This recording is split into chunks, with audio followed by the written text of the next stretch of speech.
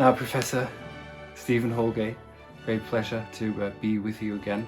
I went to your Hegel courses and at Warwick for 4 years in a row on the science of logic, and they opened up Hegel for me. So I hope that our listeners today will also have Hegel opened up by you today.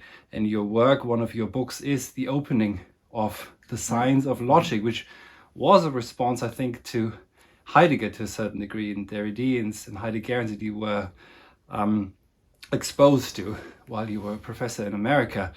And I have to say also, I could have had an easier time writing my PhD on Heidegger if it hadn't been for your Hegel lectures, because everything that, so much that Heidegger hurls at metaphysics, capital M, and also Hegel, is at least predated in Hegel, is not really there in Hegel. There's no foundationalism in Hegel, as you've pointed out. And we'll get to some of the questions perhaps also on Wesen, on essence, on Lassen, and Heidegger's Gelassenheit. But before we do that, perhaps we could begin with your beginning on Hegel and Nietzsche, with your PhD thesis on their critiques of metaphysics, their respective critiques. Good. Well, first of all, it's very good to see you again. I remember with great pleasure the fact that you not only attended the seminars, but participated actively, and it's happy times. And they're continuing, I have to say. I should say for the audience out there that I teach a module on Hegel's logic every year at the MA level, and there seems to be considerable enthusiasm, to the bewilderment of some of my colleagues. But anyway, the students enjoy the study. Okay, so I first encountered Hegel as an undergraduate at Cambridge. So I studied modern languages, French and German at Cambridge in the 1970s. And a lot of my studies was obviously of language, but also 19th century German poetry or German drama. But there was one, we called them in those days a paper, I think they call them modules now, on German philosophy. This was in my second year. And it was very exciting. So we studied Leibniz, Kant, Fichte, Hegel, the preface to the Phenomenology and the Philosophy of History, and then Feuerbach, Schopenhauer, and Nietzsche. And it ran through the whole year. And one of the great attractions of the module was not only that we studied this great material, but that it was organized as a seminar rather than just lectures. And there was tea and cakes in the middle. So this was a sort of material attraction to the joys of German idealism. Anyway, so my first Hegel would have been around 1974, 75.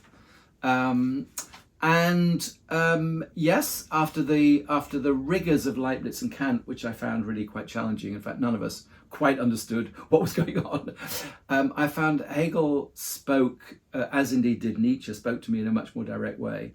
There were also lectures in Cambridge on Hegel from a variety of different people, Duncan Forbes in particular in the history department, history political thought, gave a long series of lectures on Hegel and Marx.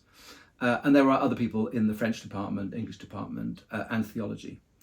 My interests initially, I guess, were probably more in the direction of Nietzsche. Yeah. And I spent a year in Freiburg in 1975, 76. In fact, I was there when Heidegger died. And still have my copy of Der Spiegel, which couldn't be published, which had the interview, nur noch ein Gott kann uns retten, which couldn't be published until after his death. And once Heidegger died, we all rushed out and bought our copy of the Spiegel with the interview, which I still have. And during that period, I wrote a dissertation in the English sense, so not a PhD, but a small dissertation of 10,000 words on Nietzsche, and I got very much into Nietzsche. But then, as the years went by, I found that Nietzsche was becoming a bit of a dead end. I didn't quite know what it would mean to live a Nietzschean life. And it struck me that many of the people most influenced by Nietzsche were writers.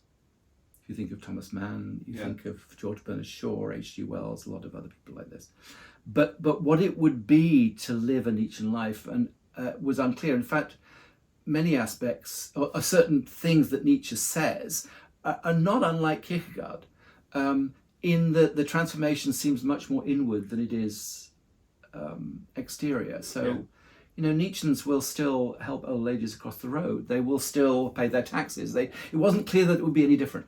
And I began then to switch towards Hegel. And you mentioned it before when you talked about my PhD, that the topic that I focused on, that I thought was what brought them both together, was the idea of a critique of metaphysics. And metaphysics in the very specific sense of a way of thinking that's governed by classic oppositions. Oppositions that we see identified by the Greeks, obviously hot, cold, good, bad, and so on. But then broader oppositions, the finite and the infinite, the simple and the complex, and so on. The kind of oppositions that Kant is interested in the antinomies, for example. And obviously at a superficial level, Nietzsche's texts and way of writing and thinking are very different from Hegel. Nietzsche is, at least at the surface level, not systematic.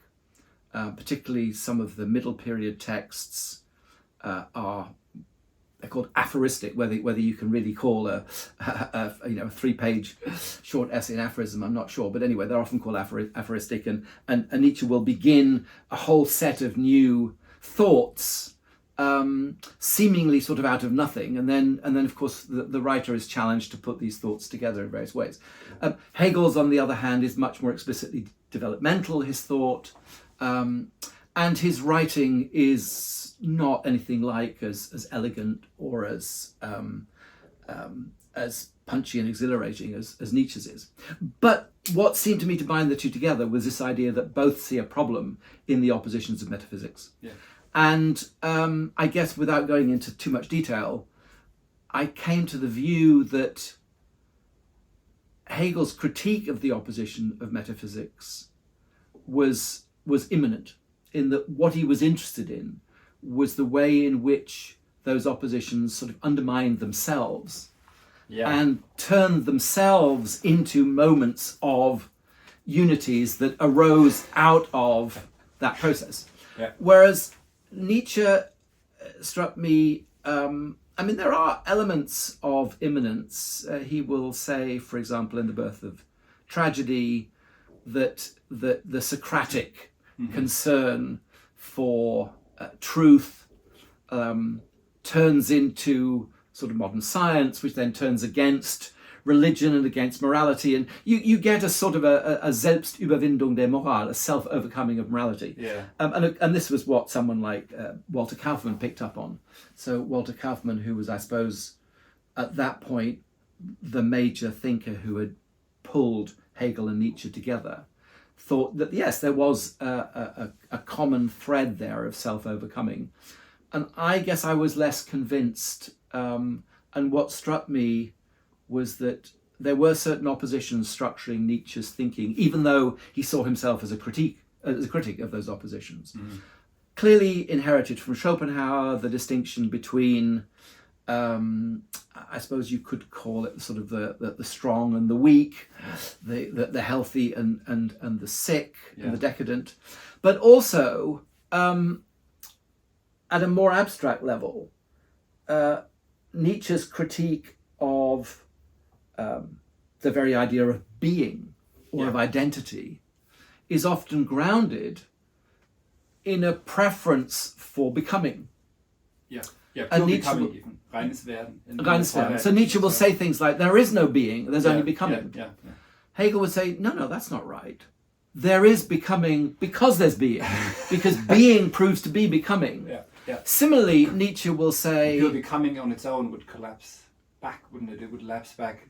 Well, becoming on its own for Hegel, of course, moves forward into Dasein. But the point is that there is a way of thinking about being that sets it at odds with becoming. I suppose Parmenides would be the best example of that. But Hegel thinks if you think being through properly, then it turns into becoming. And just one other example from Nietzsche, in some of the unpublished notebooks, Nietzsche says that there is no thing in itself, because all things are relational, as if somehow the thing in itself is not itself intrinsically relational.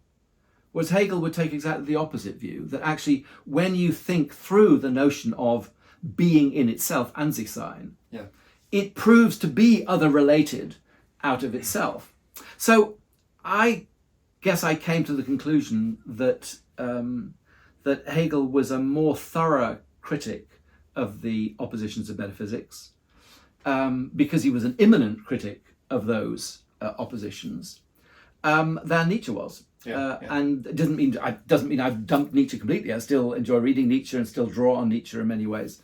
But I moved to Hegel, and I guess once I moved to Hegel, I continued in that direction for the following, however many years it is, 40 odd years. Before we move now to the science of logic, which is already in the room, you mentioned that it would be, would it be like to live a Nietzschean life? Maybe you could expand on that a little bit, what it means to live a Hegelian life then, as opposed to a Nietzschean life, because that seemed to be what it drove you more towards Hegel. Right. Well, I think there's a couple of things. First of all, like Kant, like Fichte, like Locke, like Hume, Hegel has a vision of a social and political order. Now, whether one agrees with his particular understanding of that order, the state and civil society, Hegel has a clear vision of what it is to live a free life as a social and political being with others. With Nietzsche, that seemed to me much harder to tell, because so much of what Nietzsche says about being strong, being healthy, overcoming oneself, seems to issue in what one might call a kind of an aesthetic lifestyle. I think Alexander Nehamas is very good on Nietzsche's emphasis on self-creation. But it's not clear to what extent that then leads to the emergence of certain institutions. What structures of political representation would be there? What space is there for economic relations between rights and so on? I'm not saying that Nietzsche would necessarily dismiss them. They just don't figure in the way that they don't have any prominence in the way they do for Hegel. For Hegel, you know that to be free involves certain rights to property, to freedom of action, freedom of conscience, to forming marital bonds with somebody, to pursuing your own satisfaction in the economy, and to living a life under rational laws. You know what that looks like. So that's the first thing to say. In terms of personal life, I don't think there is just one thing that it is to live a Hegelian life. It's more living in that kind of community. But I suppose if there are certain values that are significant for Hegel, they would be mutual recognition in its various forms. Now, that can take an abstract form of just recognizing one another's persons, but it can also take a more concrete form of recognizing people in their distinctive particular careers and capacities. And also, one needs to remember, and this is another thing that distinguishes Hegel from Nietzsche very strongly, they have very different attitudes to religion. So Nietzsche sees religion, as we know, as a kind of form of alienation, as a form of a weak will to power, as a form of nihilism, at least certain aspects of Christianity and Buddhism, clearly. Hegel doesn't think that. Hegel thinks that Christianity, properly understood, is a religion of freedom. Now, what's key to Christianity for Hegel is forgiveness. So I suppose this is not to say that moral judgment is completely suspended on this model, but Hegel is very keen to emphasize that whatever bad things people do, they should never be reduced to those bad things. People are always more than their bad acts. This includes murderers, rapists, and heaven knows what kind of terrible crimes people commit. But there has always got to be space there for being better than particular acts that you've committed. And that's basically what Hegel means by forgiveness. It doesn't mean forgetting what people have done. It doesn't mean saying, oh, well, that's fine, don't worry about it. Yeah. No, it means take it seriously, think what you've done, turn your life around, but that you have the capacity in being evil to be good. And I think that's something that is crucial to Hegelian life, and it's something that, you know, without being controversial, I think our age is somewhat unforgiving. People do bad things, whether they are in the media or whatever, and that's them done. Yeah. And I think that's really not right. So I can imagine if Hegel were alive, or if one was living a Hegelian life in certain areas now, you'd be thinking about trying not just to make sure that crime doesn't happen, but that people are helped to live better lives. Yeah. Whether that means through moral education or improving their social background, their economic background, improving their educational opportunities. But it would be very un-Hegelian. I mean, even, I'm not sure when this interview will be broadcast, but at the moment we're going through severe riots around the country, and the rioters are described as thugs. And I would say, yes, they behaved thuggishly, but they're still human beings. Yeah. And we still have an obligation to think, why are they acting like this? And can we do something without pandering to their views, many of which are repellent, to improve their lives so that they don't feel they have to act like that? I would think, for me, that's... Rather than labeling them, or rather than labeling them, well, you can label what they do. Yes, I mean, yeah. I think it's similar. There's a difference, yeah. It's a similar case with the whole problem of terrorism. Yeah. I am very open to saying that someone has committed, or someone or some state has committed terrorist acts, but simply to say, oh, that person's a terrorist, and that's it, you've stamped them with a label, and they're done. No, I don't think that's compatible with Hegel's understanding of forgiveness. Yeah. But I think it's very important to emphasize that forgiveness does not mean saying that what has been done is fine and we're going to forget about it. It doesn't mean that at all. It means we're not going to forget about it, but we're going to do everything we can to put people in a position where they don't do those kind of things again. The other thing I think that makes Hegel different from Nietzsche, though, is for Hegel, this is not just a personal issue. It's a social, political, and economic issue too.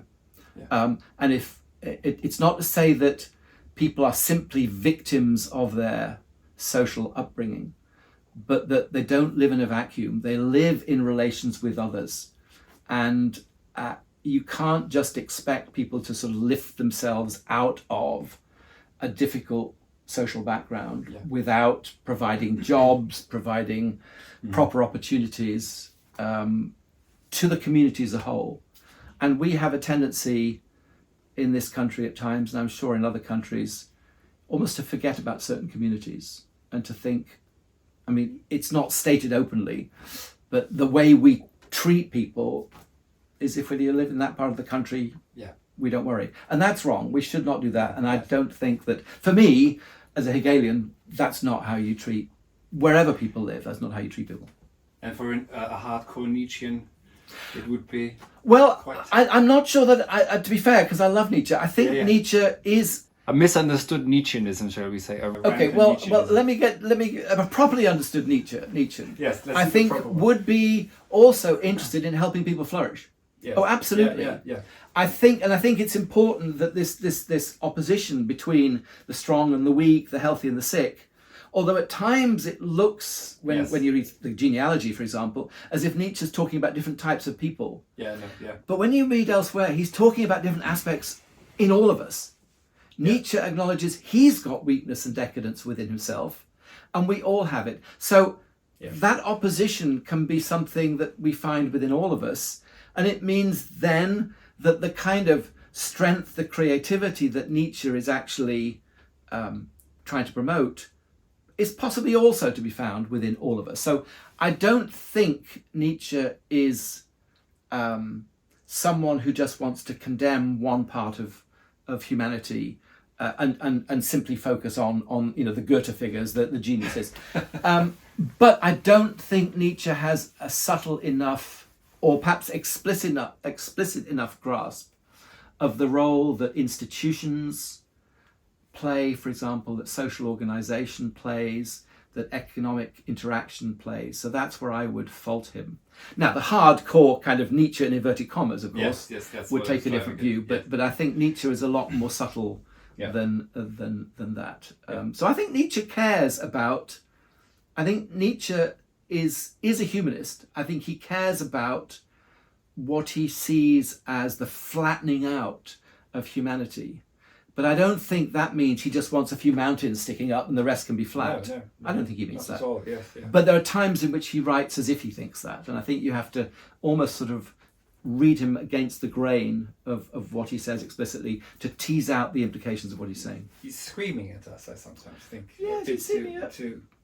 But he also says, philosophy with a hammer, remember, is not bashing subjects. Trying to show how hollow they are. Exactly. The Stimmgabel. Exactly. You're banging gently on the outside. That's right. Okay. Exactly. Die leeren Idole. That's right. Die Götzen.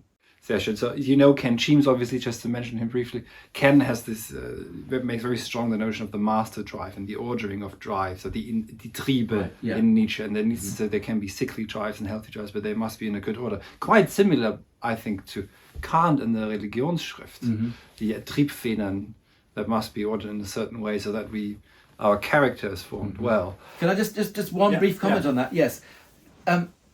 It's interesting, this idea of ordering, because I think there is possibly a Platonic source for this. The idea that you have, if you think of the Republic as a model for the political sphere, but also for the personal sphere, an ordering of desires and also sort of the human spirit under a rational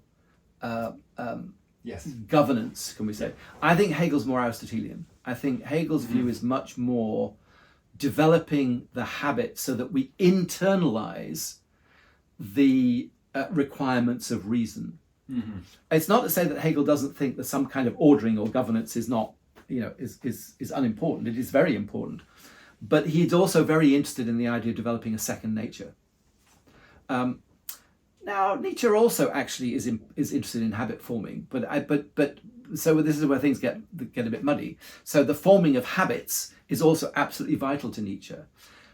But the idea that process takes a certain discipline, Zucht, I think is probably more prominent in Nietzsche, whereas Hegel has a lot to say about, as Aristotle, about educating children to develop habits as they grow up. And that what holds a rational society together is not just governance, it's not just the ordering power, but also informing our desires with reason. I think, there's probably more subtlety in Nietzsche than I'm giving credit to, but I think there are two different models there. One is almost controlling, disciplining the desires through the governance of reason, and the other is informing our desires with habits of reason, of care for one another, of mutual recognition. And I think Hegel's a little bit more on that Aristotelian side. So maybe we could now move to your work on the Wissenschaftslogik, the science of logic. Obviously, most people will associate Hegel with the phenomenology of spirit, and in the public, the science of logic is rarely mentioned or even known. And even inside universities, the logic is rarely taught. I was not really aware of the book myself. Or it was mentioned sometimes, but as something that you shouldn't read or is embarrassing, etc. And as I mentioned at the beginning, you made my life a lot harder. Because here we have a metaphysician, of all people, who, on the first page, equates, well, you have to forgive me for putting it like this, being and nothing, and also discusses becoming as the collapse or the vanishing, the having vanished of being into nothing. So I wonder what brought you to the science of logic. and also your life's work really of translating this work from the German into the English, but not just in terms of the language, but also in terms of the thought. That's something I've always very much admired about the seminars, is that you know German better than I do, but no, doch, spricht doch besser als ich. Aber but you've always been able to point to what the German means, but you brought it into the English in the sense of an Übersetzen, which, as you know, can also mean taking a ferry from one river side of the river to the other side, which we just did in Stratford-upon-Avon 2 days ago, the last ferry of that kind in the country. But yeah, so you've brought these two sides together, I think, in your work. So what I would like to get to know is first, what sparked your interest, and obviously that spark never went out in 40 odd years in the logic, and also this translation, this achievement of translating the work into the English, should I say spirit, I don't know, into the English mind or Geistigkeit, so that Hegel, as you put it yourself once, to teach Hegel how to speak English. I think you put it like that in an interview with Max Gottschlich a few years ago, that I translated. Good, yes, thank you very much. I translated it into German, yeah. And then Max corrected a lot of it, but that's fine. Right, well, my first encounter with Hegel, as I said earlier, was with the Phenomenology and the Philosophy of History. Yeah. I began to work on parts of the logic, partly because of my interest in language. So one of having identified, if you like, a common target of criticism for Hegel and Nietzsche, which was the oppositions to metaphysics, I then wanted to try and focus on more positive points of comparison. So the thesis, which then became the book, culminates in a discussion of Hegel and Nietzsche on tragedy, and trying to bring out differences and similarities between the two of them. But prior to that, I also looked at language, because I was particularly interested in the different ways in which Hegel and Nietzsche use language, almost in an attempt to try and avoid the oppositions of metaphysics. Now that got me in turn to think about judgment and the speculative sentence. Mm-hmm. Now, obviously, the speculative sentence and judgment is talked about in the preface to the Phenomenology, but they're also talked about at various points in the logic. So I looked particularly at the section on judgment in the logic. So that, I suppose, probably was what got me into the logic to begin with. Then I spent a year in Tübingen in 1980-81, and I went to lectures with Klaus Hartmann, mm-hmm. and Klaus Hartmann, who is was known particularly for an important book on Sartre, read through a Hegelian lens, and then also for introducing us, if you like, to the non-metaphysical view, although there are so many different conceptions of what the non-metaphysical view actually means that it's probably not a very helpful thing to say. Anyway, people may have heard of Klaus Hartmann from that point of view, and Terry Pinkett, for example, was very influenced by Hartmann. Anyway, so I went to Hartmann's lectures, and he lectured on the logic of being and the logic of essence in the year that I was there. And I think that was probably what got me into the logic. This was year 4, I think, of my PhD. And so after that, the logic became much more central to the thesis. So that was what got me into the logic. And then as I moved on, and particularly when I moved to America, to DePaul, and you mentioned that the opening of Hegel's logic was written partly in response to criticisms by Derrida and Heidegger and Gadamer and others. I remember you saying this during one of the aesthetic seminars. Right, well, it is true. It is true. I was surrounded by a lot of absolutely wonderful students. DePaul, at one point, at the time I was there, had 4 specialists on Derrida. Now, this is unusual, particularly given that Derrida has now been eclipsed by Deleuze. And there was a lot of interest in Heidegger. David Krell was there, and Will McNeill, and Michael Nahr's work still there working on Derrida. And so absolutely wonderful people with a real interest in the the subtleties and the profundities of continental philosophy in the 20th century. And they were, I think, many of them assumed a certain conception of what Hegel was about, and that conception was derived largely from Nietzsche and from Heidegger. Mm-hmm. And it struck me that when you then read Hegel in detail, the Hegel I was encountering didn't match the picture of Hegel that I was getting out of Heidegger in particular, and also, well, Derrida's actually quite subtle in his reading of Hegel, but there are aspects of Derrida's reading of Hegel which also adhere quite closely to the Heideggerian model. And then there are people like Levinas that I just don't think have or Deleuze, I'm afraid, that have really the first idea what Hegel is doing. So where was the main difference? And the main difference, I think, between the Hegel I was encountering and the Hegel that I was meeting via Heidegger was that the Hegel I was encountering was committed to the idea of presuppositionlessness. Mm-hmm. My favorite German word is Voraussetzungslosigkeit. And I think he takes this seriously. Now, there's a question of what it means, which I'll say a little bit about. Yes. But the first thing to note is that Hegel's contemporaries, Feuerbach, Schelling, Kierkegaard, knew very well that Hegel was committed to presuppositionlessness. It was perfectly clear. There was no mystery about it. But they thought that he was wrong because, not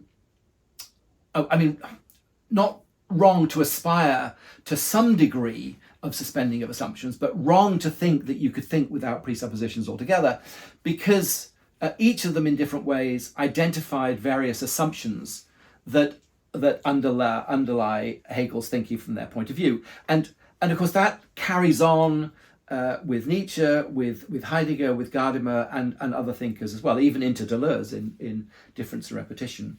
There's a certain image of thought that's guiding Hegel's thinking from Deleuze's point of view. So what I did is I just thought, okay, well, let's take Hegel at face value. Rather than sort of trying to get behind what he's doing, let's take him at face value and see what he thinks thinking presuppositionlessly amounts to. Yeah. And it turned out that there are sort of two aspects to it. First of all, Hegel doesn't deny that there are historical, linguistic, hermeneutic presuppositions. I mean, without being stupid about it, you can't do philosophy unless you're alive. Well, that's an assumption. Yeah. You've got to be able to think. You've got to be able to use language. You've got to be located in a history. You've got to be located in a geographical location somewhere, not sort of living at the bottom of the sea. So there are a lot of obvious assumptions that Hegel thinks are the prerequisites of doing philosophy. More specific historical ones are the whole tendency of modernity, as Hegel sees it, towards the promotion of freedom. Yeah. In religion, in politics, in economics, in philosophy. So that's the first thing. Yeah. There are presuppositionless philosophy has presuppositions, and that is not some cute Hegelian contradiction. That is quite unequivocal. So in what sense is Hegel's philosophy presuppositionless? Well, it's presuppositionless in that it has no systematic assumptions on which it rests. Yeah. So if you think of Leibniz's thinking, Leibniz's thinking rests on the idea of a monad. A monad is a simple substance. Spinoza rests. Paragraph 1. Spinoza rests on substance. And further we deduce. Yes, exactly. Yeah. Hegel's view is that in a post-Kantian world, what we need to be focusing on is thought. So we're thinking about thinking, but in order to think about thinking properly, we have to suspend all the assumptions that we've traditionally had about what thinking is. So we can't assume it's judgment. We can't assume it's governed by the laws of excluded middle, the law of non-contradiction. We can't assume that those are wrong either. We just can't assume that they're valid at the beginning. Yeah. So where do we get to at the beginning? We get to the idea that thought has to be freed from all assumptions and reduced to nothing but bare being, the bare being of thought itself. Yeah. The best way of understanding this, I think, is to think of Hegel as completing what Descartes has done. So with Descartes in the first meditation, Descartes works through a number of assumptions that we normally make about having a body, about believing in God, and so on, even invoking the fiction of the evil demon to try and break certain habits. And of course, famously, he ends up at the beginning of the second meditation with the cogito, I think, therefore I am. Now imagine Hegel coming along and just saying, well, there's one other thing that's being assumed there, René, and that is the I. Let's get rid of the I. So let's take the cogito and remove the I. And so it's not I think, therefore I am, but thinking, comma, therefore is, therefore being. And thinking in that, we can't recall it a sentence, can we? But that in that expression is reduced to its own bare being. And you can't go any lower than that. You can't be any more minimal than that. Now, Hegel thinks that's what it means to think without systematic presuppositions. Our topic is thought, but what we're going to begin with is thought at its minimum, thought reduced to bare indeterminate being. Now, thought has to think this because only thought's got the capacity to abstract from everything else that thought is and reduce itself to pure being. Imagination, Hegel thinks, can't do this, feeling can't do this, but thought can. So we're dealing with the thought of being, but we're also thinking of thought as being, and as no more than that, utterly indeterminate being. And that's where Hegel begins the logic. And so systematically presuppositionalist thinking has no determinate assumptions at the beginning, either about being. It doesn't assume being is nature, or substance, or monads, or form, or eigness, or anything. And it doesn't make any systematic assumptions about thinking either. It doesn't think that thinking has to be syllogistic or inferential or be governed by the law of non-contradiction. It suspends all of that, and it just begins with thought as pure indeterminate being. And then, through a process we can talk about later, Hegel thinks that we need to open ourselves up to and to try and discover what such thought as being turns into. And he thinks that the whole of the rest of the system, certainly within the logic, is generated by what proves to be a dialectic within that being. So then let me tie this back to Deleuze and Heidegger and others. Then I thought, okay, something else follows from this, and that is that the method we need to follow in thinking through being has got to be one of immanence. Our thinking has got to be guided by the inherent logic of being, if there is one. And so our thinking can't take the form of, as we're putting questions to being, of subsuming being under certain principles that we take to govern the world. We have got to, you highlighted this earlier, we've got to let being unfold in our own thinking. And the other thing, so we've got to be immanent in our thinking. The other thing we've got to do is pay very, very close attention to the details of arguments. And I felt that many of the post-Hegelian critics of Hegel, didn't really take his claim to presuppositionalistness seriously. They didn't pay close attention to the immanence of the development. They tended to think Hegel had some generic dialectical method that you could just apply.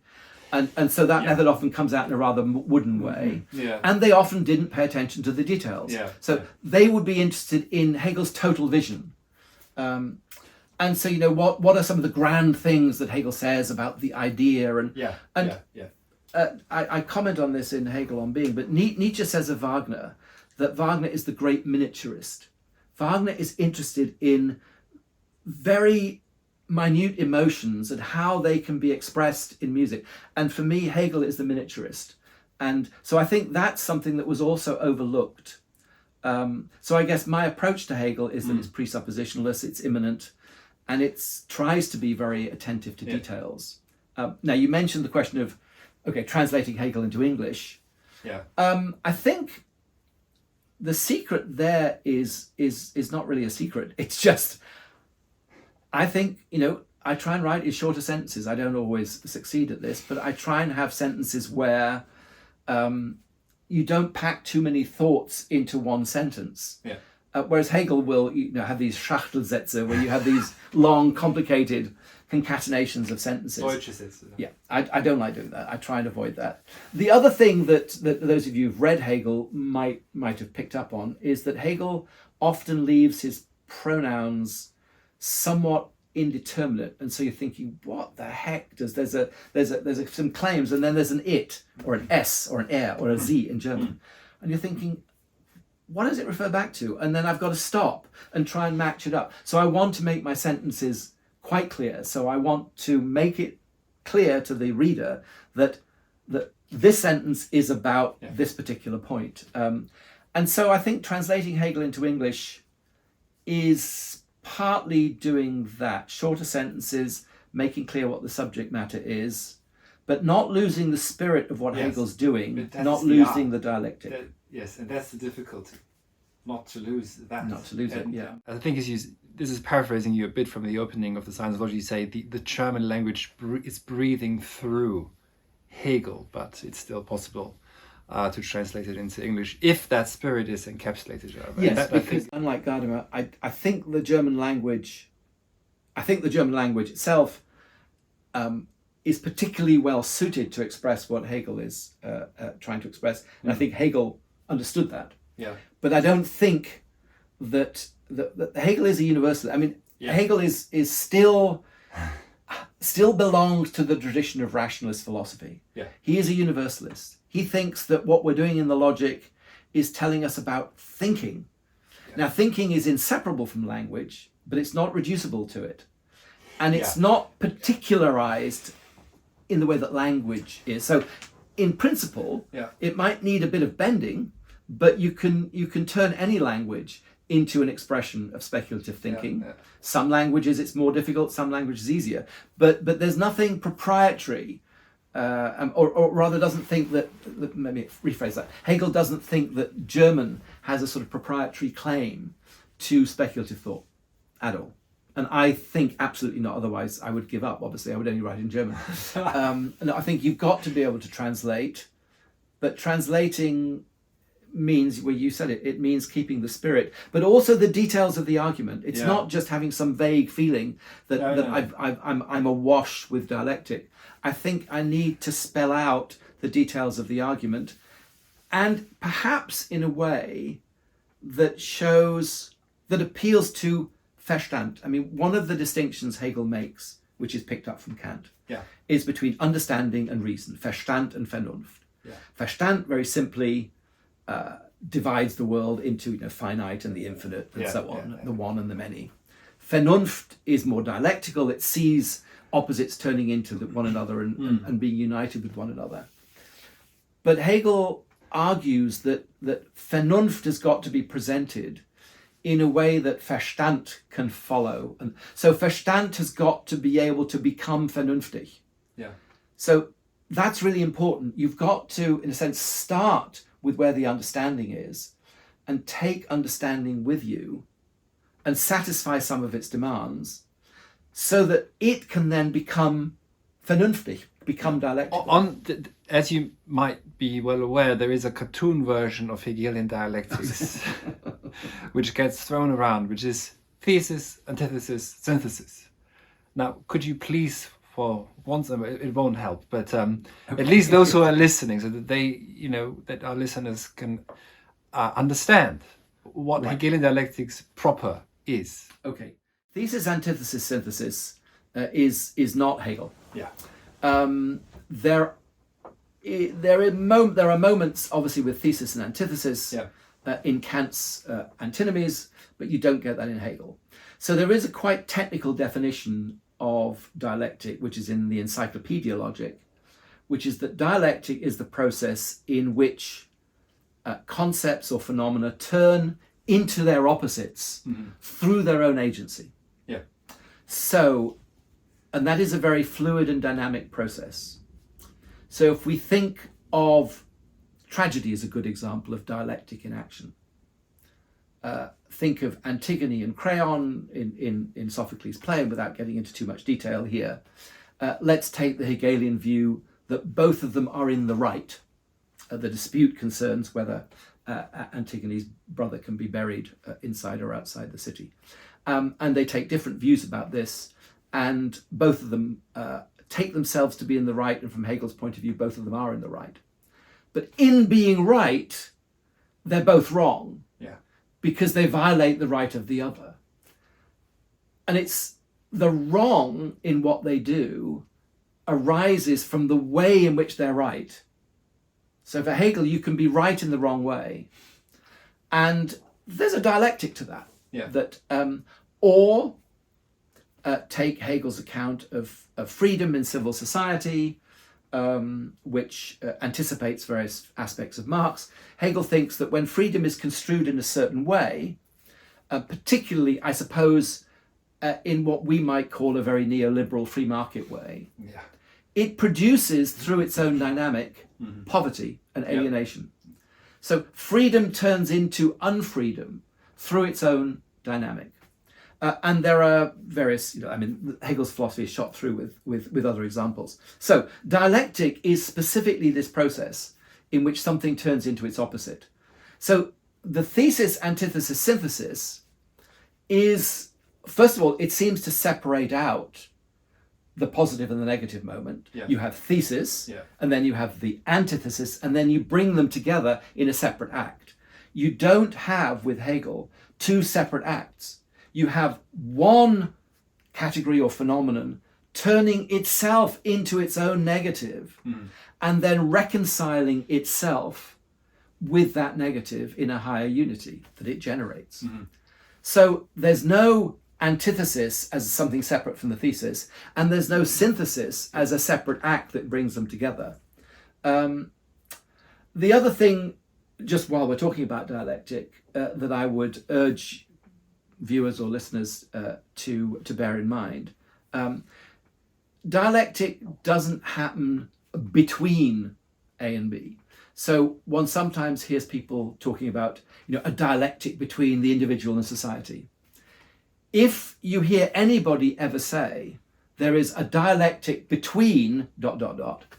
you know that whatever they're talking about, they're not talking about Hegel. Because there is, for Hegel thinks that dialectic is the process of self-undermining, of self-sublation, he calls it, something turning itself into the opposite. Now, that might result in something coming into relation to something else, but the dialectic is not itself between two different things. Or, if there is a dialectic in a relationship, then the dialectic isn't, as it were, between them, but the relationship itself turns into something else through its own dynamic. Now that can happen, certainly. So I think it's worth bearing that in mind, that there's quite a specific sense. And Hegel thinks that a number of popular proverbs encapsulate that idea of dialectic. His favourite one is "Pride comes before the fall." And it's not that you're proudly doing what you do, and then something outside comes in and oops, you fall like you fall on a banana skin. But pride is itself the source of its own fall. Now that's a dialectical idea, and it's not difficult to grasp. The mechanism for that dialectic is different in each particular case, which, by the way, is another consequence of Hegel's idea that there can't be some generic dialectical process. Because if dialectic is the movement through which A negates itself into B, then the particular way it does it is always dependent on what A is.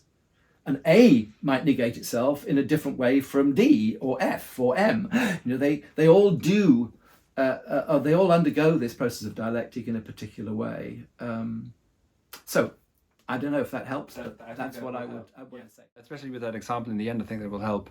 I remember when Heidegger's notes on Hegel's negativity were first published in English in 2015. I remember you mentioning you were a bit disappointed with Heidegger. I remember one line that also is in my thesis, where Heidegger, because as you mentioned, Heidegger does not take seriously the Voraussetzungslosigkeit, the presuppositionlessness of Hegel's thought, and quite the opposite. He thinks that he posits the absolute idea first and then tries to work his way towards that, which is very much, I think, informed by Schelling, if I'm not entirely wrong. So here we have in his notes on negativity, Heidegger says that negativity is so, Hegel's philosophy is so langweilig, it's boring.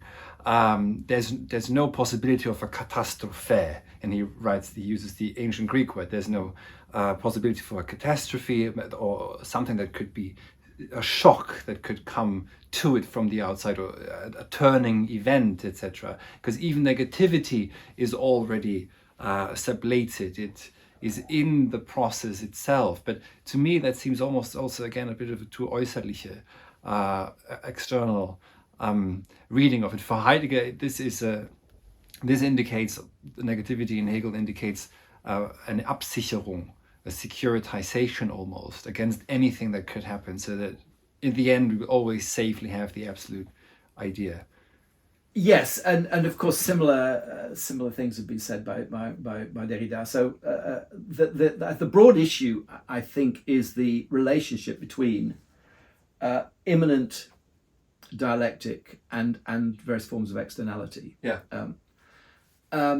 Okay, so the first thing to be said is that Hegel's system has three parts. It has the logic, which is an account of various structures of being derived ultimately from being itself, derived dialectically, that include categories of being, of quality, quantity, measure, then of essence, and then what he calls the concept. Yeah.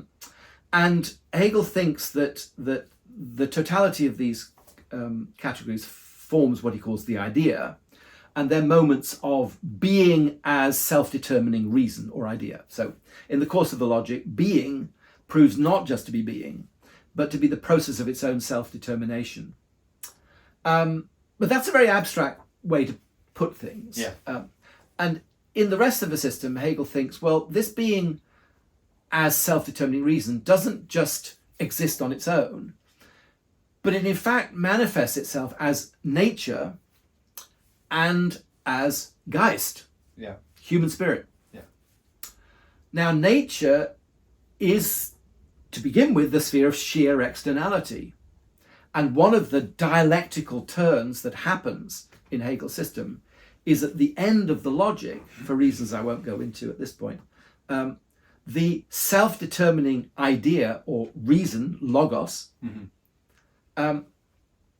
turns dialectically into the sheer self-externality of space. Space, then Hegel thinks, generates time, and you get the derivation of various aspects of nature from that. So externality is at the core of what you might call the real world, what self-determining reason actually exists as.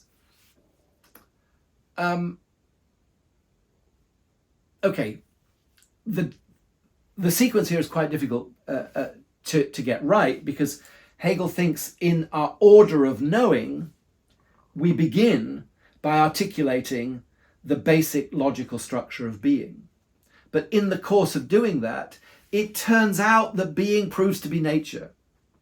So it turns out, in fact, that there is no being prior to nature, despite Hegel's famous and highly misleading metaphor that the logic sort of articulates the thoughts of God before the creation of the world.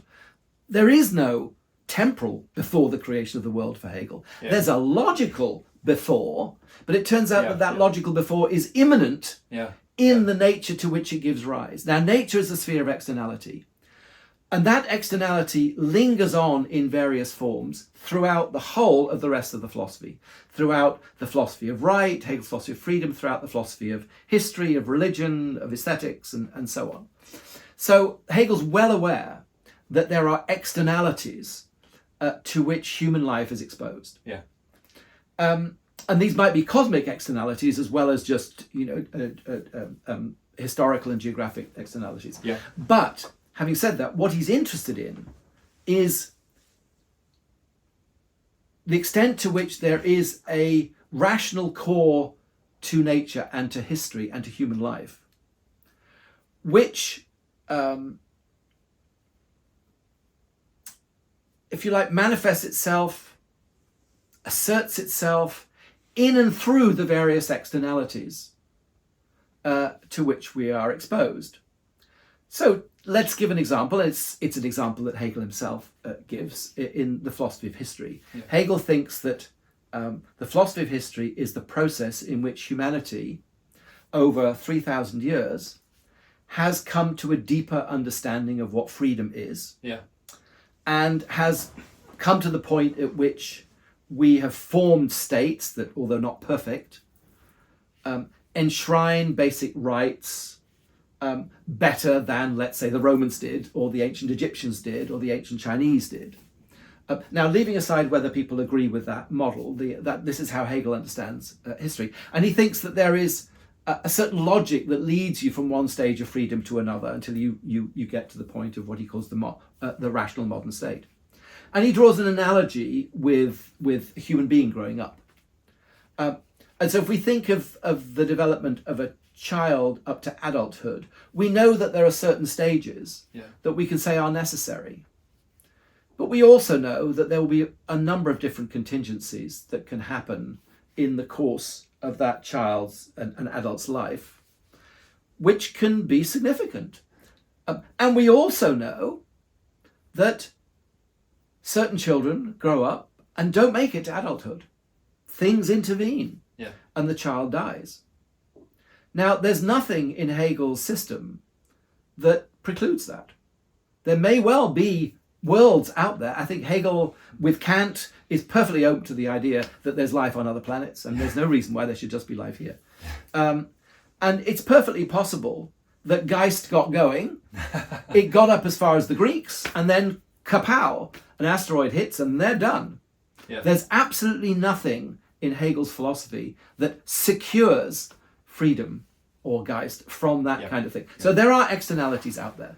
But he thinks that if the external conditions permit it, if the planet can support life, and if the geographical and climatic conditions are such that a series of cultures can develop, then Geist will lead through its own dynamic to freedom. So yes, there can be catastrophes. Are they dialectically necessitated? No, they are, from the point of view of dialectical reason, contingencies. Yeah. But Hegel thinks the world is shot through with contingencies. Yes. It's shot through with contingencies that dialectical reason can predict only in that it knows that it has to leave a space for those contingencies. Yeah. But it can't tell you what those contingencies will be. So, Hegel thinks that he can articulate what a rational modern state will look like and the rights that will be enjoyed in that modern state. But it can't tell you what particular jobs people will have, when they'll have them. And so there are a whole array of contingencies that are still allowed for. So in that sense, can there be interventions from the outside? Yes, there can, in Hegel's view. But there's another sense in which one might talk about catastrophe, and that is the sudden conversion of something into its opposite. Yeah. Now, Hegel thinks, yes, that's what dialectic is about. So are there imminent catastrophes in which something turns into its very opposite? Yes, Hegel thinks. Concrete example of this. It vanishes. It vanishes, but it can come back again. The striking example in Hegel's philosophy of history is what he thinks happens to the medieval church. Hegel, as I've said before, thinks that Christianity is the religion of freedom. Yeah. It has to develop into a church structure. But what happens in the Middle Ages for Hegel, this is a simplification, but nonetheless it gets the point, is that it just turns into a kind of secular barbarism. And it does so through its own logic because of the way that it engages with worldly power. Yeah. Hegel's view is that the medieval church, that the basic conflict of the Middle Ages is between the medieval church and secular power. And what happens is that church just becomes the mirror image of the very thing that it's trying to counter. That is a dialectical catastrophe, in a sense, which eventually leads to the Reformation. So there can be dialectical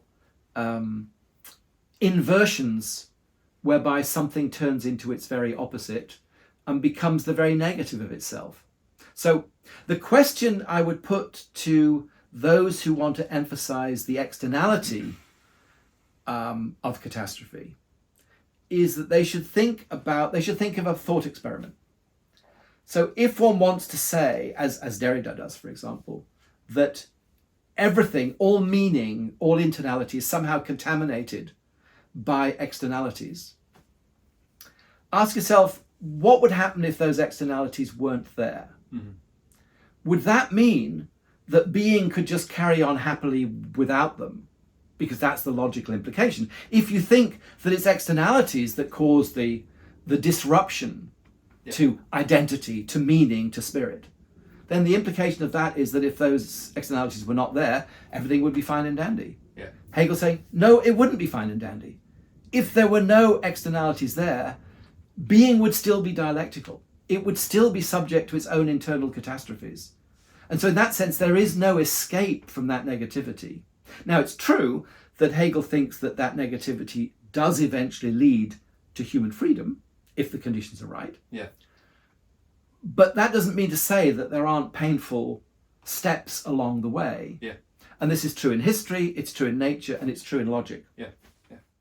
I won't go into this now, but there is a tension in Heidegger, many tensions, but one of them is between his use of the word always already, or the notion of the a priori, and this attempt in Being and Time to basically posit Dasein almost as a principle without it being a principle proper, etc., which then leads on to the Ereignis, the withdrawing in appearance, etc. So all these ways of trying to poetically express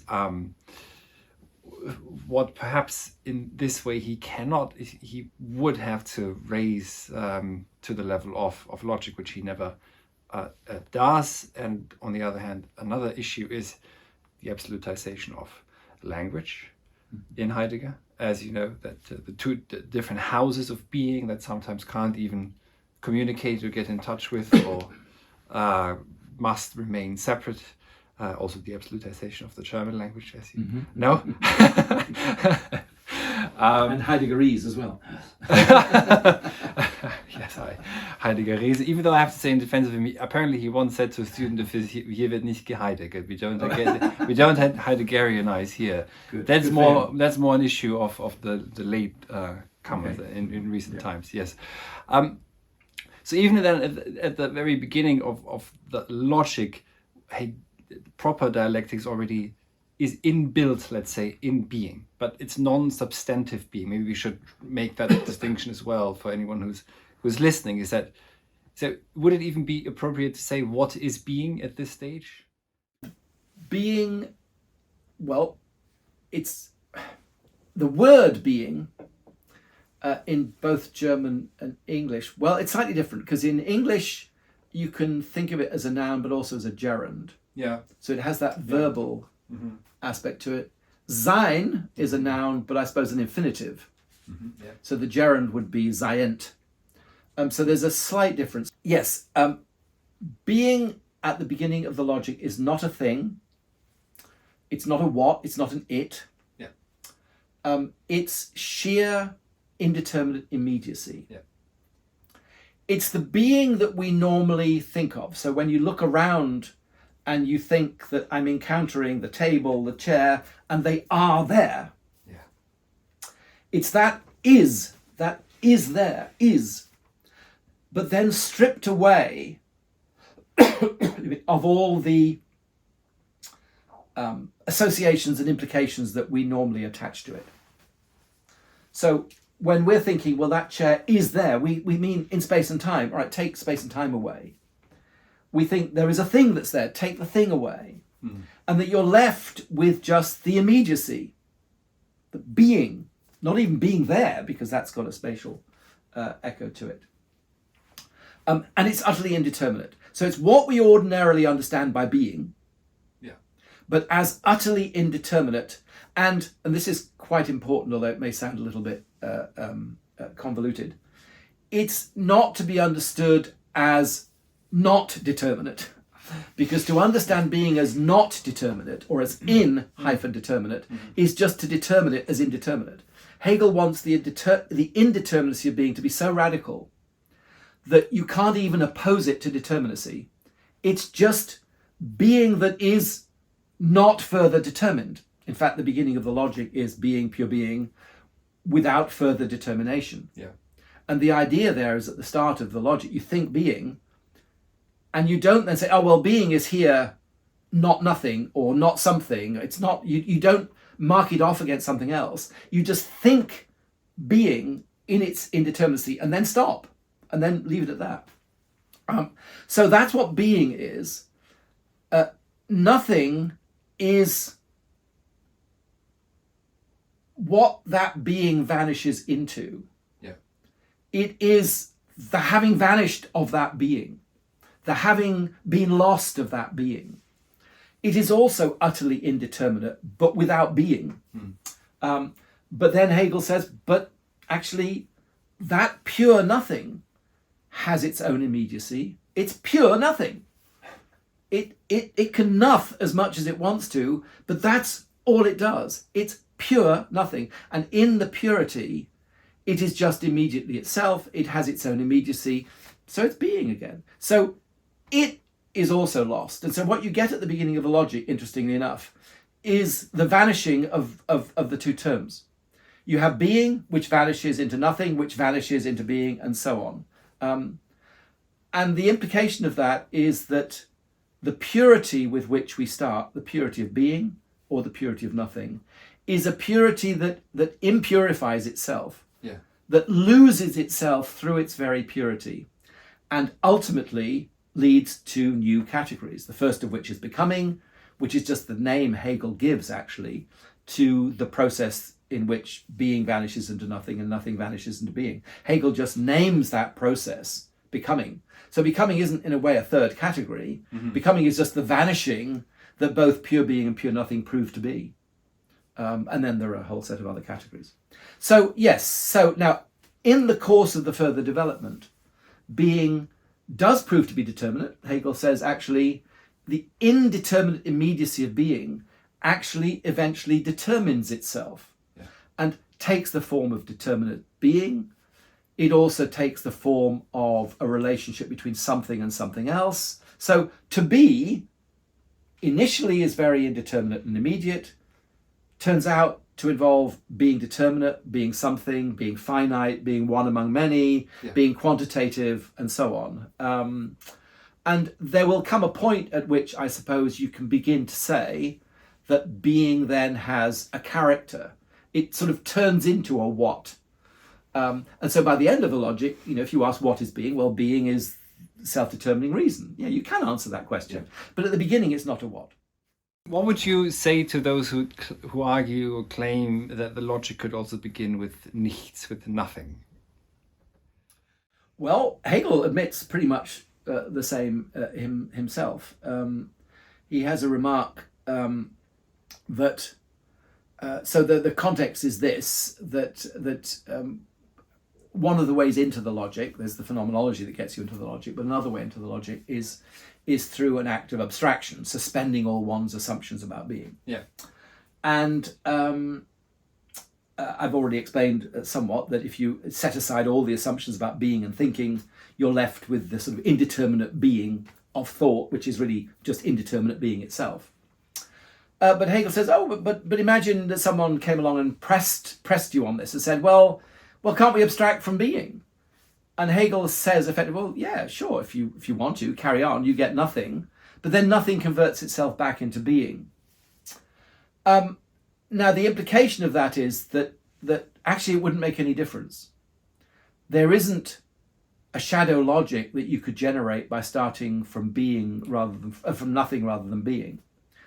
Because to begin with being is to see being vanish into nothing, to vanish into being, to vanish into nothing. And so in a way, if you'd rather begin with nothing, fine.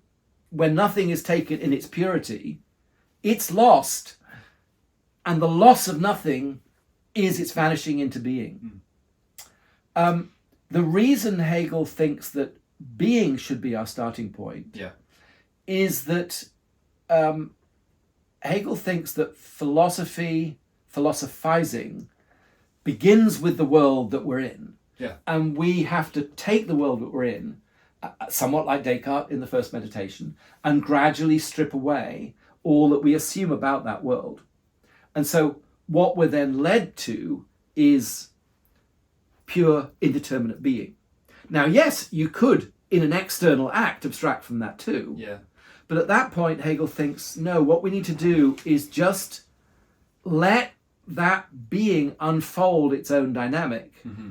And of course, it then generates nothing by vanishing. Yeah. Yeah. Whereas the alternative route would be to get to nothing through an act of external abstraction by the subject. But Hegel thinks that the acts of abstraction that we perform only get us to the point at which philosophy begins. They don't form part of philosophy itself. So we begin with the world we encounter, we reduce the being we encounter to sheer indeterminate being, and at that point we stop, as if like, being active, and we let being unfold itself. But yeah, if people insist that they want to abstract away from being and begin with nothing, they're not going to gain anything. Yeah. Because Hegel doesn't think that nothing, the purity of nothing, is any more sustainable than the purity of being is, actually. One of the lessons that you get out of Hegel, which I don't think the post-Hegelians fully grasp, is that purity doesn't have much of a future.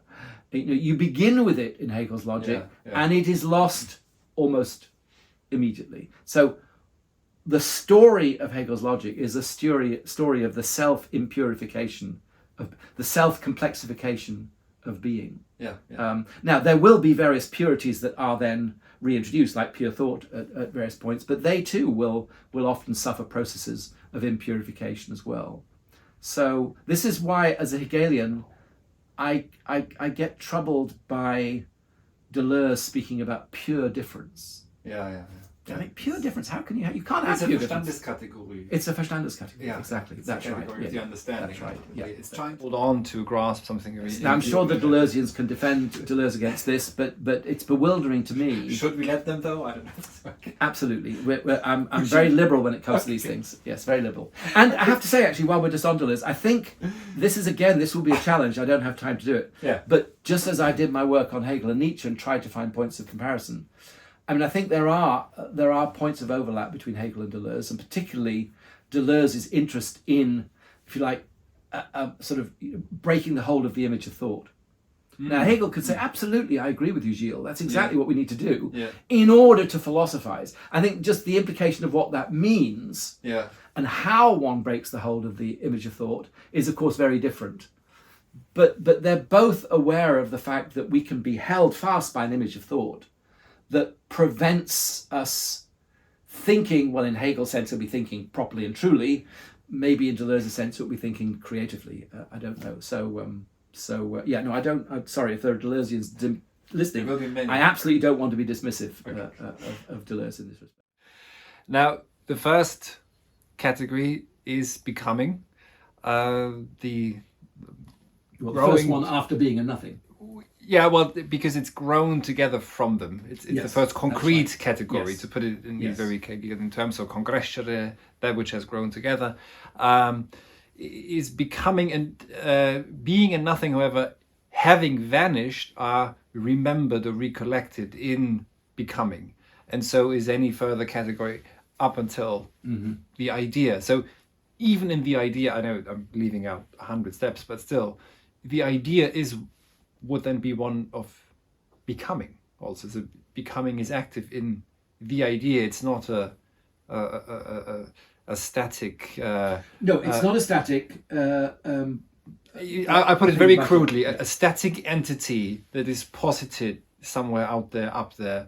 Absolutely. I'm trying to bring in these Platonic, Platonistic notions of another world, a world behind the Hinterwelt, the Hinterworld, etc. Hegel would say that Plato is not committed to that. I know. This was exactly. Yeah, so I made a distinction to anyone listening. It's Platonistic, not yes. Plato. Plato was not a Platonist, just like Marx was not a Marxist. But so that's I'm putting out this, offering this very cartoonish version again of Platonism, and also perhaps of Hegel, simply to give you a foil to show where this. Again, it's an äußerliche Lesart, an external, superficial reading of Hegel, and one that doesn't do it justice, that it is not presupposed as perhaps an eternal entity or substance even that is guiding the entire thought process. No, you're right. So there are a couple of things to be said. One, first of all, looking at thought. Hegel is in many ways a follower of Kant.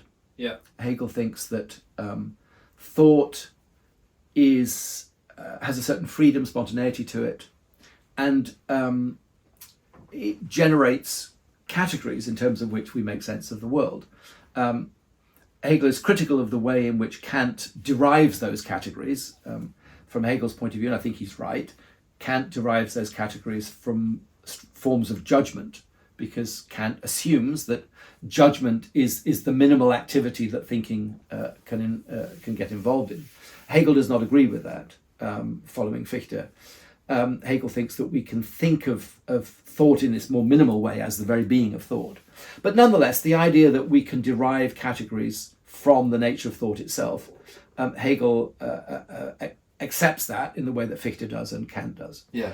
So it means that the categories that emerge in the logic are categories that are implicit or explicit, depending on what stage in life we are and what stage in history we're talking about, in thought itself.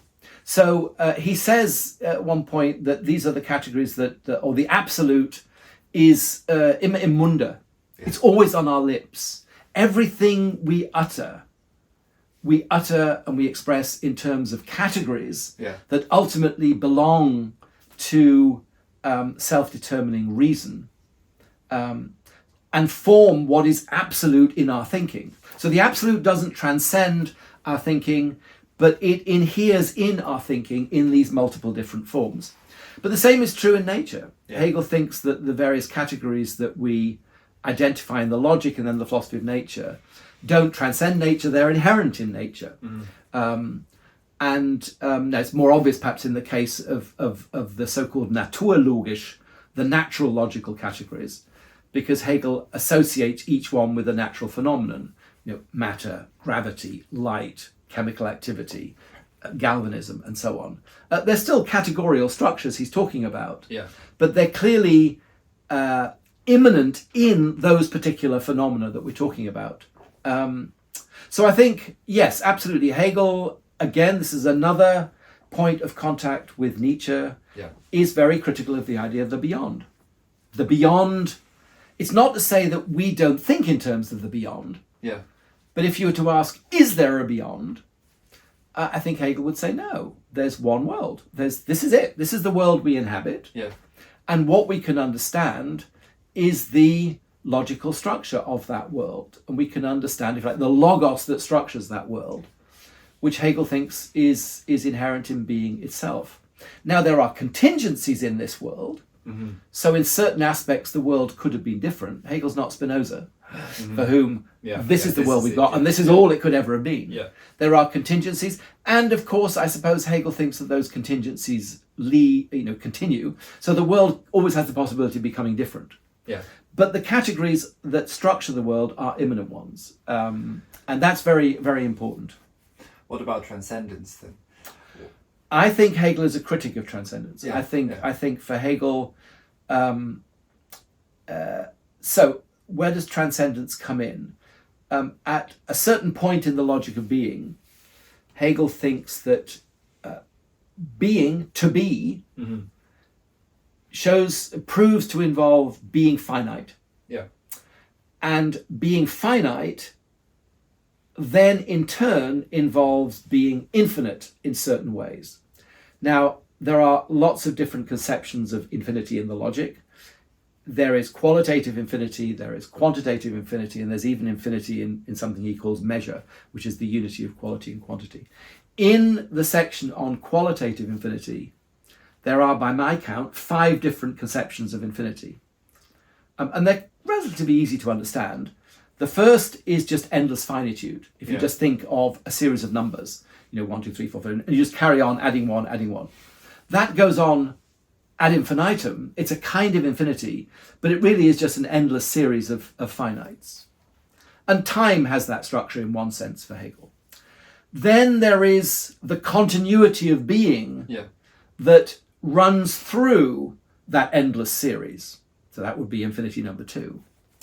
Then there's what he calls the bad infinite, das schlecht Unendliche, which is the infinite understood as beyond the finite, as other than the finite. And Hegel thinks that this is certainly a concept that we operate with. And there are features of nature as an interesting parallel that Hegel draws between light and the bad infinite, where light Hegel thinks of as the moment of infinity within nature. And it's part of nature, but it's also different from the objects it illuminates. And so it has something of the structure of a sort of a beyond, the source of light itself is sort of beyond the object it illuminates. But obviously the bad infinite plays an important role in, for example, the unhappy consciousness, in the phenomenology, and it underlies certain religious conceptions. Rightly or wrongly, Hegel associates Jehovah and Allah with the bad infinite, an infinity that is sort of beyond this world. Okay, the fourth conception of infinity is what he calls the progress to infinity, which is a little bit like the series of endless finites, only it's a sort of an endlessly deferred infinite. If you think, well, the infinite is just over the horizon, and you get there, it's just a bit further, and it's just a bit further, and and so it matches, I suppose, somewhat Derrida's idea of this endless deferral. And Hegel says, I mean, that also is something we encounter and experience. And then there's the true infinite. And the true infinite, it turns out for Hegel, is the process in which finite things relate to themselves in their other. This is a quality of being that's exhibited by finite things. It's infinite, or it is a form of infinity, because it's a form in which finite things don't run up against their limit, but they encounter themselves in what is other than them. Examples would be love, mutual recognition, friendship, also being citizens of a state. So whenever you're in the situation of being in a relation to somebody, and your own identity, as it were, extends to include that other who is also other and whose identity extends to include you, then that is an example for Hegel of qualitative infinity. So what's interesting is that Hegel thinks that qualitative infinity is a quality of being that can only be exhibited by finite things. So, and it's a quality that belongs to being finite. And so the paradoxical conclusion of Hegel's idea is that only if you die can you be infinite. If you don't die, you can't be infinite, because only finite things can exhibit das Unendliche. Now, of course, this makes no sense if you think that the infinite is beyond the finite. But Hegel thinks, no, infinity is a quality of being. Now, there are moments in Spinoza where Spinoza thinks of eternity also as a quality of thinking. It's thinking in a certain way, thinking in a way that's governed by adequate ideas rather than being bombarded by sensations. And then there's also the moment, and forgive me, but I can't give you chapter and verse, in John's Gospel, where the Gospel writer equates eternal life with erkennen, with the knowing of God. It's said that the one who knows has eternal life, not will have, Yeah. not might have, has it. Yeah, yeah. So the idea there is that eternal life, infinity, is a quality of being that we have. Yeah. It's partly personal, Yeah. in finding ourselves in a world that we don't take just to limit us, but it's also, and almost I say more prominently, social and interpersonal, intersubjective, because it's when we encounter other people, and Hegel thinks that other people can be infinitely more resistant to one another than nature can. You know, there is a hardness, think of the hard heart in the phenomenology, between two subjects. They can be absolutely at odds with one another, but it's in the relationship to another person that human beings have their infinity. Is there transcendence in that? I would say no. I'm very much on the side of reading Hegel as a philosopher of immanence. I don't think there's any transcendence in Hegel. I mean, there are powers that are greater than we are. Let's say the state is greater than any given individual. Is there a transcendent deity for Hegel? No, I don't think there is. Does being transcend us? No, it doesn't. Objects are different from us, but we can find ourselves in them either by living with them, working with them, learning from them, or understanding them through science. But I should say, this is not the view that everybody has. Yeah. There are people, Robert Williams would be one, for example, with whose views I'm very much in sympathy, who thinks there is an element of transcendence. So you need to be aware of the fact that other interpretations are available, as we would say. But that's my view. And that is a bit of a problem if you want to hang on to transcendence. I think it's got to go.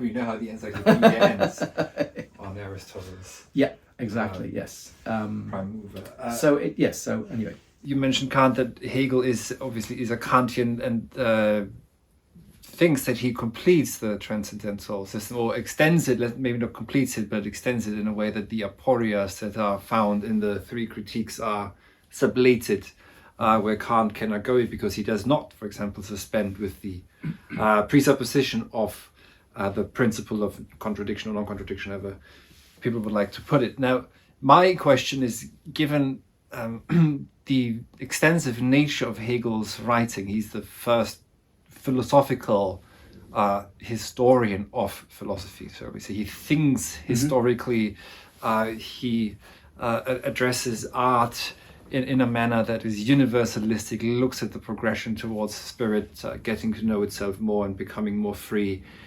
Now here's the big question, and the final one, and you can add anything that you'd like to add as well, even if it's not really part of this question, so I'd keep it a bit open. What is there after Hegel? So, I mean, we've seen the 20th century in pure philosophical terms now. A phenomenology, the neo-Kantians first, perhaps, out of which, or against which the phenomenologists arise. And post-war, we see post-structuralism, etc., always, or often at least, in dialogue with Hegel, but perhaps rarely superseding, or often coming back to him, wrestling with him, trying to first perhaps denounce him, but then also coming back to him. Do you think there is a way of, and what would that have to look like? What was it? So a philosophy of the future that is post-Hegelian in this sense. Okay, so I'm going to say something that may sound a bit silly, but I don't think we've got to Hegel yet, and I think we haven't got to Hegel yet because so many of us think we're beyond Hegel. Yeah, and that very word "beyond" that tells you all, doesn't it? I mean, there. So okay, what do I mean by that? I guess I mean that obviously, Hegel died in 1831. There's a whole lot of philosophy that's gone on since then. Yeah. I have not worked on all of it, but I've worked on a lot of it. Yeah.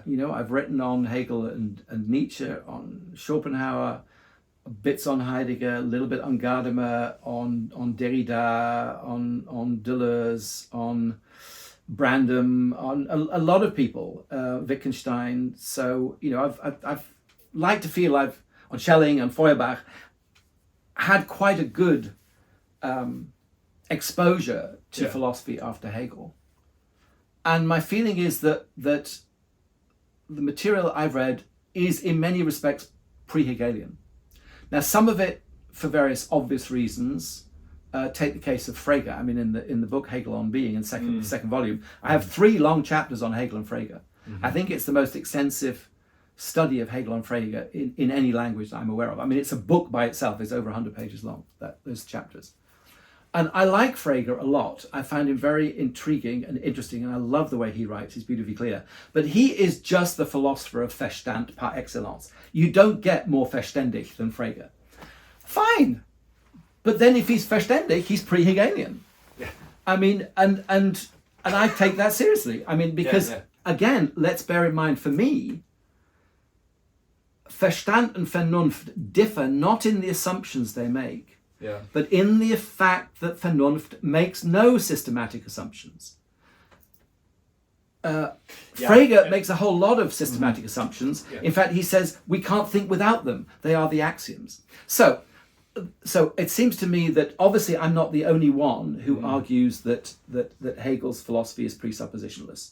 You know, Richard Winfield does, Alan White does, Bill Maker, who sadly passed away now, also did, and Ken Dove. There are lots of people who have taken an interest in this, and more that are actually coming up now. And forgive me if I haven't mentioned them on this podcast. But so I think that what I think you can't go beyond from a Hegelian point of view is the idea that philosophy in a world that's committed to reason and freedom has to take the form of presuppositionless thinking, and it has to then be broadly dialectical in the way that Hegel's understanding it.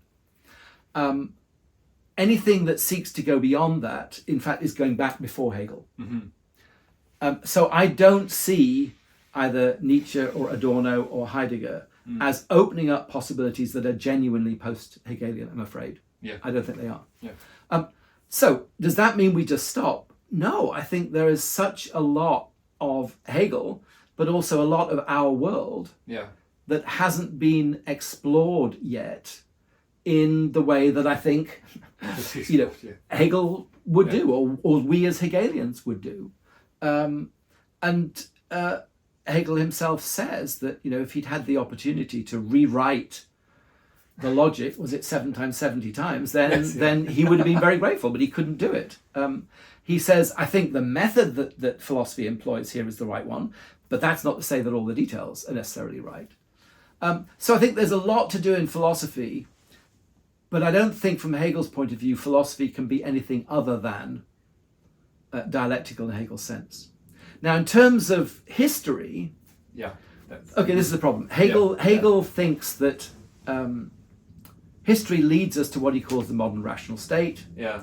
But he's also an acute critic of what we would now call liberalism. In fact, Hegel calls it liberalism himself, and he associates it with the aftermath of the French Revolution. And it's basically, what is liberalism for Hegel? It's making the individual, if you like, the primary unit, and then any social organizations just kind of ride on top of individuals. Individuals are the kind of ontological foundation for social organization. And Hegel thinks that's a misconception of what modern freedom is. So I think many aspects of our society Hegel would look at and be critical of, even though he is broadly in favor of a world that's governed by principles of right and law. I mean, the German term, as you know, is Rechtsstaat. That's what a free state should be. A state that's based on clearly articulated rights and freedoms of the person, and then of various social groupings that include rights to property, freedom of action, conscience, pursuit of career, and so on and so on. Hegel's absolutely committed to that. But I think he also thinks there are many aspects of our world that are based on misconceptions of what our freedom involves. Extreme free market views, extremely liberal views, and I'm not trying to sound like Donald Trump now. I mean, liberal in the sense of neoliberal. Libertarian. I think libertarian Hegel would be deeply critical of that. And I think he would think... Because they completely diminish the role of the state in any sort of mediating institution, etc. So, some of the essays, because I studied economics, some of them some of the arguments are almost apologies for criminality, for basically corporations doing whatever the hell they want, and not seeing themselves as a Körperschaft that is also bound up within a larger corporation again. Right. And the implication of mutual recognition is that we form associations with one another, so Körperschaft, that within which, either local ones or economic ones or geographical ones, that within which we have our lives. So I guess, now I don't know, rather than say this is what Hegel would say, what I would say as Hegelian is that we have a slightly muddled conception of what our society is meant to be. Yeah. In that we identify our society as a democracy, as if somehow that's the primary feature. Although in fact, we don't really mean it, or we don't mean all of it. Because what we also want to say is our societies are founded on respect for the rule of law. Yeah. Now, for Hegel, those are deeply at odds with one another. That democracy, for Hegel, is very close to tyranny. He's very influenced by Rousseau and the idea that if you have majority rule, which is what you're going to get with a democracy, well, who speaks for the minority? You just get the tyranny of the majority over the minority. And I think, and Hegel's also influenced by Plato, and I guess I am too. So it's not that democracy should have no place in our society, but I guess I would want it to be secondary to the rule of law and to the protection of rights. Rights, not privileges. Yeah. Rights which are universal, which are shared. Rights that include, remarkably for Hegel, the right to achieve satisfaction through one's labor. Remember, enshrined, by the way, I think in the Italian constitution. Well, quite right too. Yeah. Good for Italy. That although Hegel thinks that modern civil society, when left on its own, produces poverty, he says poverty is ein Unrecht. Poverty is not an unfortunate consequence of economic freedom. It's an Unrecht. It's wrong. It's wrong. Now, I think that the structure of the Rechtsstaat, together with the sense of ethical communion and community and belonging together that involves, and indeed a degree of cosmopolitanism, actually. Hegel does say at one point in the Philosophy of Right that everyone is entitled to equality under the law, equality of justice, whether they're Jew or Italian or German or whatever they happen to be. So there's a cosmopolitanism there as well. There is a strong ethical sense of community, but there are also guaranteed rights. Now within that you can fit democracy. You can give people the vote. Yeah. But what we tend to do somehow is say that, we're always saying that government acts on behalf of the people, as if somehow the people themselves are the ultimate foundation of our freedom. And Hegel didn't believe that, and I don't believe that. I'm sorry, I don't. I think the people rationally organized into social groups that respect rights, into states that respect rights, then yes, absolutely. But people by themselves? No, I don't think so. I think, we can see, one's got to remember, I know it's perhaps an extreme example, I'm sorry to raise it, but that in 1933 the Nazis were voted into power. They did not, they used a lot of violence to get there, but they did not take over power through a coup. They were voted in. That's a salutary warning, and we just look around the world. I don't know where this is going out, I've got to be careful what I say. But if we look around the world at what's going on in Turkey or Hungary or India, all of these leaders have been voted in. But all of them, more or less, are moving in directions that we might say are not respectful of rights. Turkey, I think I'm right, but someone will correct me, locks up more journalists than any other country in the world. Is that respect for rights? No, it isn't. Are they popular? They voted in, yeah. So I think this is important. So I don't want to create the impression that Hegel is thoroughly anti-democratic. He's not. Yeah. I think what he wants to do is make democracy a moment within a social order that is structured by rights and law and mutual respect and concern that people can actually satisfy themselves through their labour. That's really important for Hegel. Yeah. That he says, a state in which people are not happy, do not satisfy themselves. And actually, if I can just add one thing, because it's contemporary, the rioters that we've just looked at, which I spoke about earlier, obviously I condemn utterly what they're doing. It's thuggery. But clearly they do not feel they have a stake. I mean, there are obviously a lot of young lads there just having fun, throwing bricks at the police. But there are some people there who clearly don't feel they have a stake in this country, that don't feel satisfied. Now, that is an Unrecht. Yeah, yeah. Now, what they are doing in looting and trying to, basically burn down hotels where asylum seekers are seeking refuge is appalling. It's terrible. But I think we've got to ask ourselves how we've allowed certain communities to develop such that people feel that degree of anger and alienation. And I think that those kind of questions are as important, and in some respects, this is where it gets controversial, more important than whether everybody goes out to vote. Yeah. I really believe that. And I do not want to take away the right to vote, and Hegel thinks that people can vote, albeit within corporations. But I think, often I think of when South Africa came out from under apartheid, one of the first things that was done, give everybody the vote. Yeah. But there are other things. What about the institutions that need to be introduced?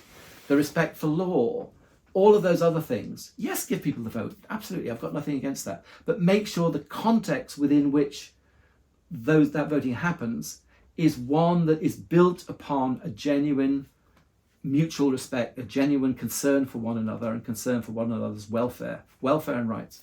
That, for me, would be the kind of Hegelian, the thing we've still got to do. Yeah. If you ask what is left after Hegel, well, making the world, allowing for different traditions, allowing for the fact that not everybody wants to live in a modern rational state. I understand that. Yeah. I don't think we should force people. Yeah. But to the extent that people do have those aspirations, then making it possible for them to do so, but focusing on the right things, anti-corruption, making sure that there is proper respect for law, proper institutions in place. I think that's work still to be done.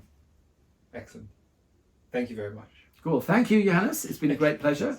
I hope the audience have found this interesting. And I hope there's something there they can agree with and plenty they can disagree with.